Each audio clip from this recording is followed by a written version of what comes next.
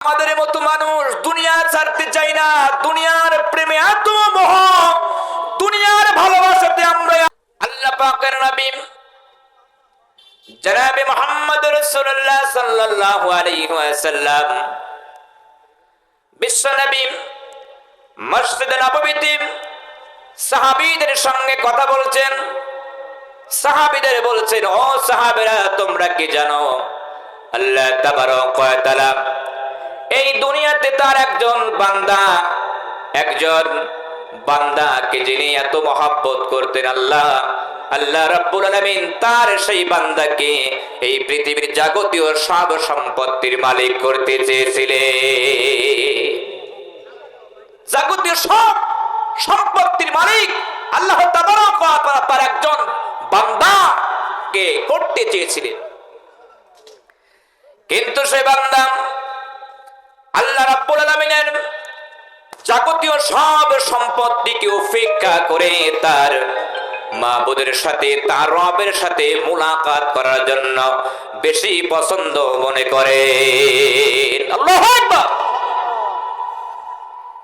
এতটুকু কথা বললেন, সাহাবীরা এই কথা শুনলেন। কোন সাহাবী কিছু বুঝতে পারলেন না।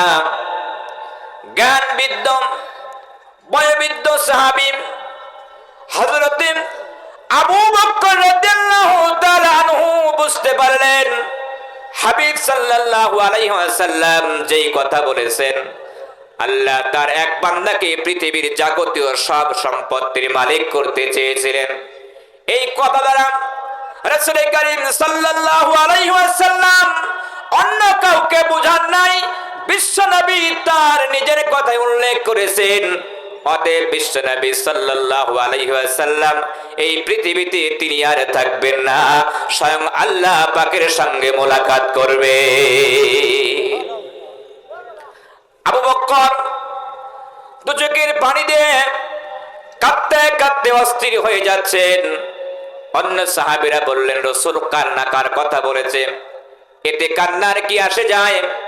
জ্ঞানবিদ্ধ বয়োবৃদ্ধ হযরত আবু বকর বুঝতে পেরেছেন আল্লাহর হাবিব সাল্লাল্লাহু আলাইহি ওয়াসাল্লাম আর তিনি আমাদের মাঝে বেশি সময় থাকবেন না, আমাদের কাছ থেকে বিদায় নিয়ে বিশ্ব হাবিব সাল্লাল্লাহু আলাইহি ওয়াসাল্লাম চলে যাবে।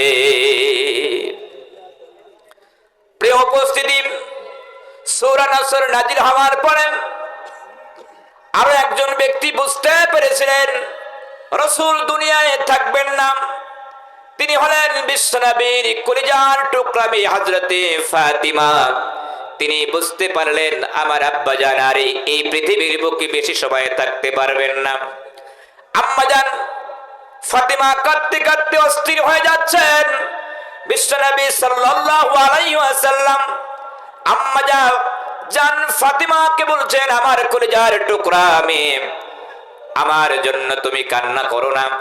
আমি এই পৃথিবী থেকে বিদায় নেওয়ার পরে আল্লাহ সুবহানাহু ওয়া তাআলা আমার বংশের ভিতর থেকে যার সঙ্গে আমাকে মুলাকাত করাবে সেই হলো তুমি ফাতিমা। সে হলো তুমি ফাতিমা। তোমার সঙ্গে আল্লাহ তাবারক ওয়া তাআলা সর্বপ্রথম আমাকে মুলাকাত করাবে। আমার মৃত্যুর পরে আমার বাড়ির ভিতর থেকে, আমার বংশের ভিতর থেকে প্রথমে আল্লাহ তাবারক ওয়া তাআলা আমার কলিজার টুকরা মেয়ে ফাতিমাকে নিয়ে যাবেন। এই কথা শুনলেন আমাদের বুকে ভয় লাগবে না? ভয়ের চিন্তা আছে কিনা বলুন? যদি আমাকে কেউ বলে যে আমি মারা যাওয়ার পরে 1 সপ্তাহ পর তুমি মারা যাবা, ভয় লাগবে না? অবশ্যই ভয় লাগবে। আল্লাহ তাবারক ওয়া তাআলা আমাদের মতো মানুষ দুনিয়া ছাড়তে চাই না, দুনিয়ার প্রেমে এত মোহ, দুনিয়ার ভালোবাসাতে আমরা, যে কারণে দুনিয়ার ভালোবাসায় আমরা এত মগ্ন হয়ে গিয়েছি